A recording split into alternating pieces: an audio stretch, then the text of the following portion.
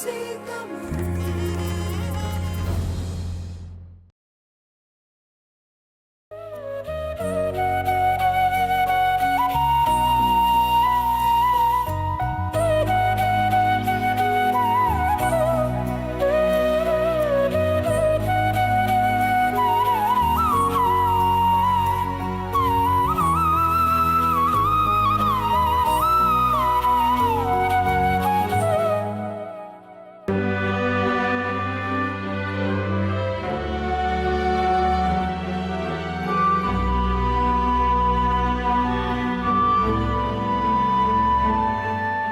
நேயர்களே, வணக்கம். தாய்நாடு நிகழ்ச்சியின் இந்த அத்தியாயத்தின் இந்த பகுதியினூடாக உங்கள் அனைவரையும் சந்திப்பதில் மிக்க மகிழ்ச்சி.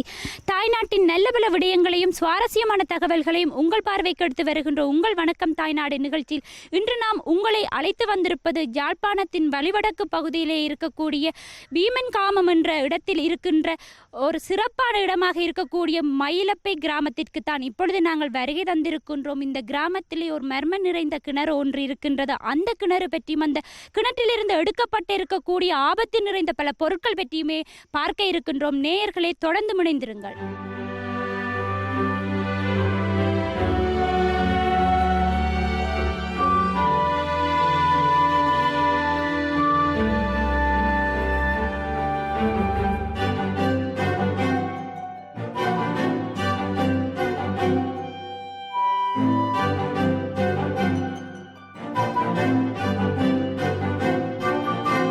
இப்போது நாங்கள் ஏற்கனவே குறிப்பிட்டிருந்த அந்த கிணற்றிற்கு முன்பாகத்தான் நின்று கொண்டிருக்கின்றோம். இந்த கிணற்றிற்கு உரிமையாளராக இருக்கக்கூடிய மேஜை அவர்கள் உங்களோடு இணைந்திருக்கிறார். அவரோடு தான் பேசி பார்க்க போகிறோம். வணக்கம் அண்ணா. வணக்கம்.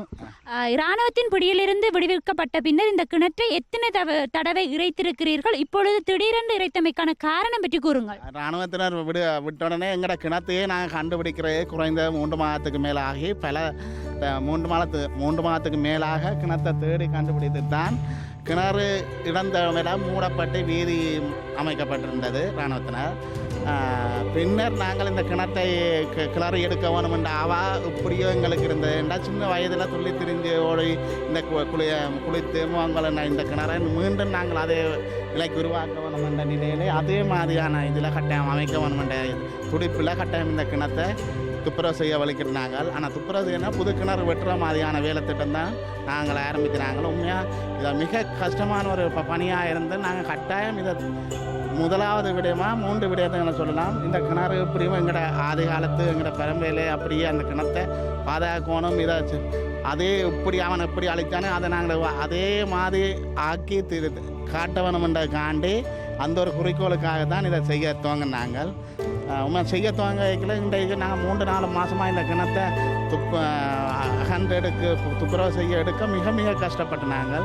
ஏனென்றால் கிட்டத்தட்ட ஆரம்பத்தில் இந்த கிளறி கொண்டு வரையிலே ஒவ்வொரு வெடி பொருட்கள் கிளைமர், மிதிவெடி, செல்லு, இப்படி பல இராணுவ பொருட்கள் நாங்கள் எடுத்து 3 மாதத்துக்கு மேலாக செய்து கொண்டு வரையில் வெடிபொருட்களை பார்த்து எங்களுக்கு பயமும் வந்துட்டு நாங்கள் போலீஸாருக்கு அறிவித்தோம், இராணுவத்தினருக்கு அறிவித்தோம், எஸ்டிஎஃப்க்கு அறிவித்தோம், மைன்ஸ் கிளியரன்ஸுக்கு அறிவித்து இப்படி 3-4 தொகுதிகளாக வந்து மைன்ஸ் கிளியரன்ஸ் ஒரு முதல் தொகுதியாக எடுத்தாங்க. பிறகு போலீஸுக்கு அறிவித்து போலீஸார் எஸ்டிஎஃப்போட வந்து எடுத்தாங்க.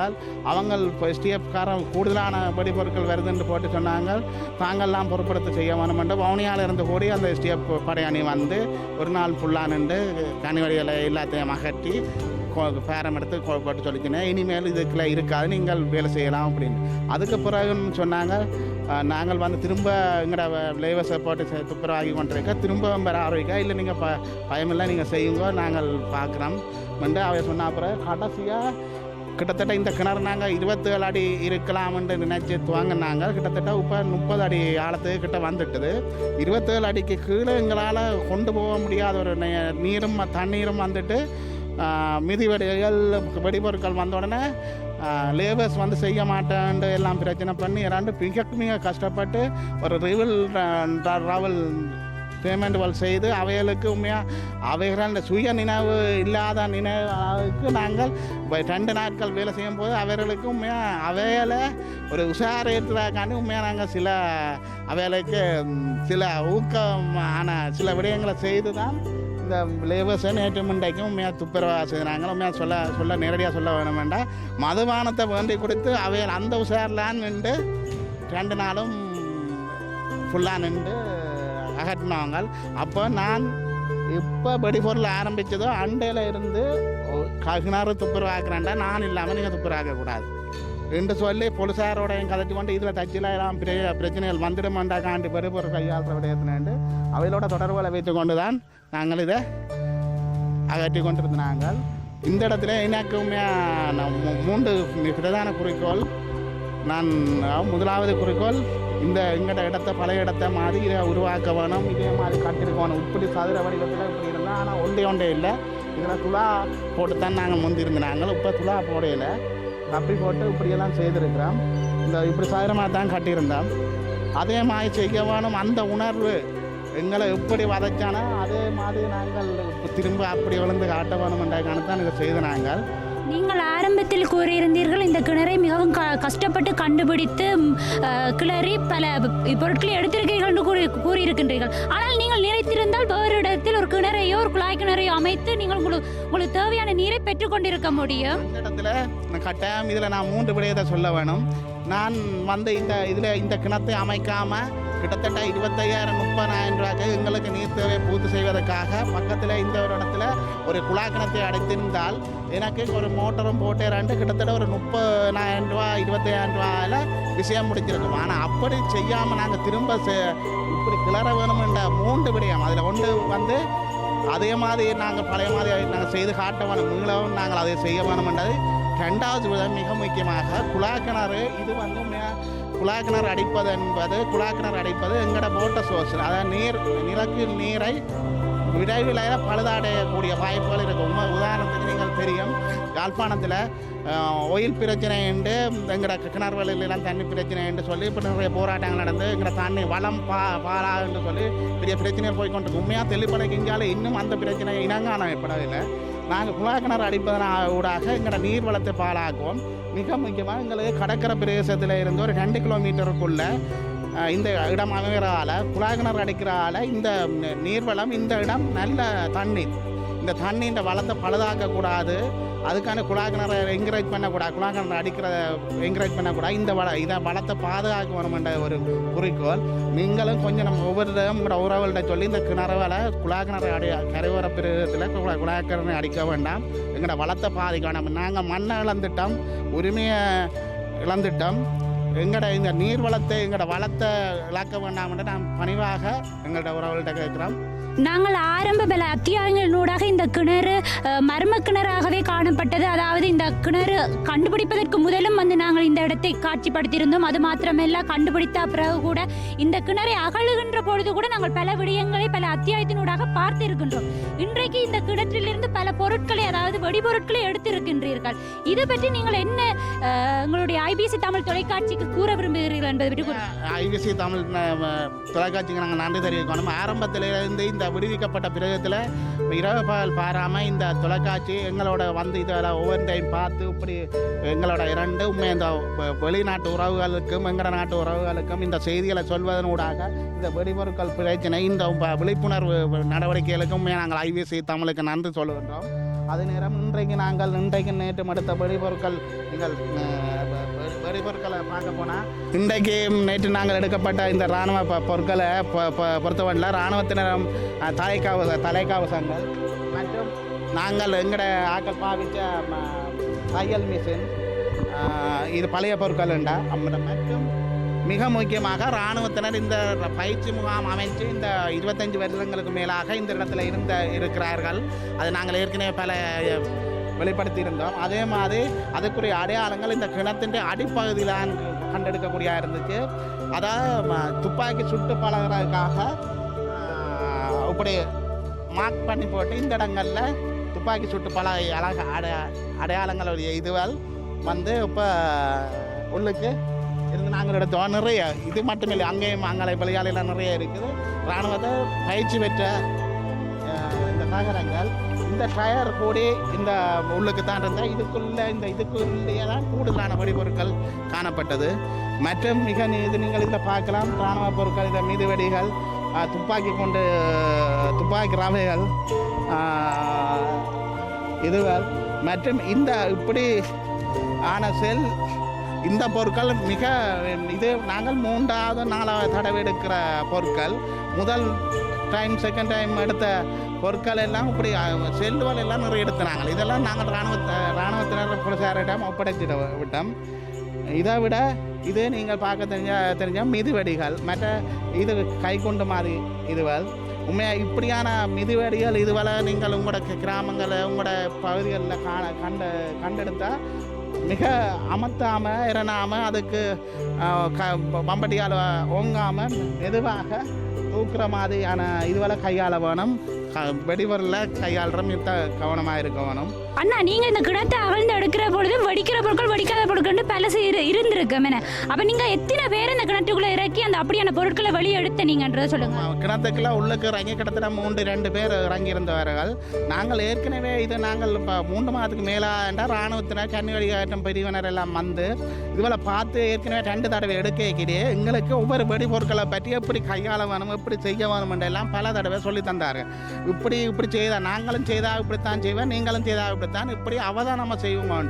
ஃபாஸ்ட்டாக செய்யலாம். ஒரு பம்பட்டிக்கு போட்டு வெட்டுறதா இல்லாட்டி பிக்கான போட்டு அல்வாங்க போட்டு இறன்றனா ஃபாஸ்ட்டாக அடிக்காயுங்கோ. மெல்லமாக தட்டி அதாவது மண்ணோட இப்படி இருக்கிற எல்லாம் தண்ணியால் எடுத்து கரைச்சி தான் அப்படி எடுத்தவை. அதனால் ஒரு நாளில் செய்கிற வேலை 3 நாளில் மினக்கட்டு அப்படி கஷ்டப்பட்டு தான் செய்யப்பட்டது. இப்போ இதெல்லாம் ஆபத்தான பொருள். இந்த படி பொருள்லாம் இதையெல்லாம் அப்படி கரைச்சி எடுக்கல ஒரு பேணி மாதிரி மெல்லமாக எடுத்து ஒரு வாளியலுக்குள்ள வச்சு மெல்லமாக ஆட்டாங்கலாம் எடுத்து இந்த எடுத்து வச்சிருக்கிறோம். கிணத்துக்குள்ள இறங்கி வேலை செய்தார்கள் 3 பேர், வெளியால் வேலை செய்தார்கள் 4-5 பேர் வேலை செய்திருந்தார்கள். இந்த அண்ணா, இதை இப்போ பார்க்கலையும் எங்களுக்கு பயமாக இருக்குது. நீங்கள் இந்த கிணற்றுக்கு அருகில இருந்து இவ்வளோ பொருட்களை எடுத்துருக்கிறீங்க. இதை பார்க்கும்போது உங்களுக்கு பயமாக இருக்கு இல்லையா? இந்த இடத்துல இருக்கிற மக்கள் இதை பார்த்து என்ன சொன்னாங்க? உண்மையாக ஆரம்பத்தில் எங்களுக்கு இது சரியான பயமாக தான் இருந்துச்சு. பிறகு நீண்ட காலமாக இப்படி இதை ட்ரைவ் பண்ணி நாங்கள் எடுத்து கொண்டே கொஞ்சம் பழகிட்டு, அதே நேரம் இப்போ கன்னியடி ஆட்டும் பிரிவினர் இல்லாட்டி இராணுவத்தினர் இல்லாட்டி போலீஸாரை இதுவளவுக்கு வந்து எங்களுக்கு இப்படித்தான் இதுவளுக்கு இப்போ பயப்படாதுங்கன்ட்டு ஒவ்வொருவருக்கும் ஒவ்வொரு விடயங்களை விளங்கப்படுத்தினாங்க. அதுவளுக்கு பிறகு எங்களையும் கிட்டத்தட்ட ஒரு இராணுவ ரீதியான இதுவளவு அறிவை பெற்றுக்கொள்ளக்கூடியதாக இருந்துச்சு. எங்களோட சூழலும் அப்படியான நாங்கள் இருந்ததால் எங்களுக்கு இது கொஞ்சம் பயம் இல்லாமல் இதை செய்தோம். ஆனால் மெத்த கவனமாக நாங்கள் இதை நாளைக்கு போலீஸார்கிட்ட இருந்து தான் ஒப்படைக்கிறதுக்கு திட்டமிட்டிருக்கிறோம். அவரோட தொடர்பு பண்ணிருக்கோம். அண்ணா, இதில் வந்து நிறைய பொருள்கள் இருக்குது. ஆனால் நிறைய பேருக்கு இது என்னென்னு தெரியாது. அப்போ இது என்னென்னன்றதை பற்றி விளக்கமாக சொல்லுங்கள்.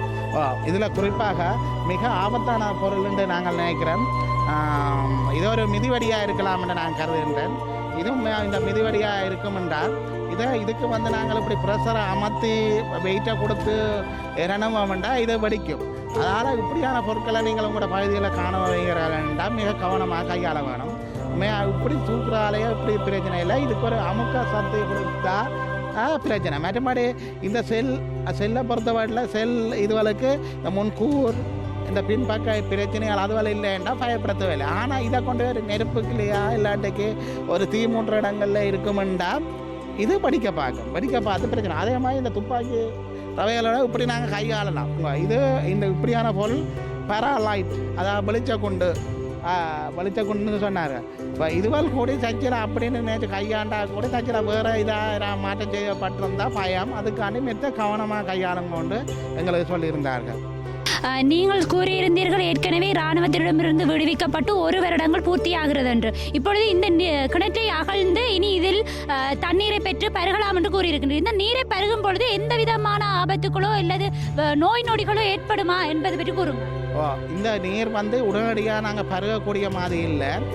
அதாவது இப்போ நாங்கள் உள்ளுக்கு இருந்த கழிவு பொருட்கள் எல்லாத்தையும் வெளியால் எடுத்துட்டோம். இனி நாளையில இருந்து குறைந்தது 10-15 தடவைக்கு மேலாக அதை கிளக்கி இறைச்சி குளோரின் இட்டு மருந்துகள் இட்டு ஃபுல்லாக அதை துப்புரவு செய்து அந்த நீரை துப்புரவாக்கி அந்த நீரை கடைசியாக நீர் மாதிரி எடுத்து பரிசோதனை செய்து நீர் மாதிரியில் 2 பரிசோதனை செய்ய வேண்டி வரும். ஒன்று நுண்ணியல் பொருட்கள் இருக்காண்ட பரிசோதனை செய்ய வேண்டி வரும். 2வது ரசாயன ரீதியான பாதிப்புகள் இருக்குதாண்ட பரிசோதனை செய்வாங்க. மனிதனுடைய அத்தியாவசிய தேவைகளில் ஒன்றாக இருக்கக்கூடிய இந்த நீரினை பெறுவதற்கு இந்த பகுதியில் மாத்திரமல்ல பல பகுதியிலே பல மக்கள்களும் துன்பங்களை அனுபவித்துக் கொண்டிருக்கின்றமே கூட நீங்கள் பார்த்திருப்பீர்கள். அந்த வகையில் இந்த வலிவடக்கு பிரதேசத்தில் இருக்கக்கூடிய இந்த மேஜை அண்ணாவினுடைய கிணத்தை மட்டும்தான் நீங்கள் பார்த்திருப்பீர்கள். இன்னும் பல கிணறுகள் இந்த நிலையிலேயே மோசமான நிலையிலே இருந்து கொண்டிருக்கின்றது.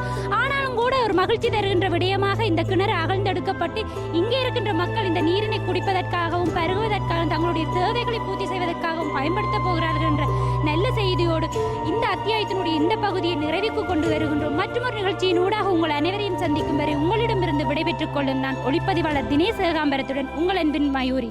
வணக்கம் நேயர்களே.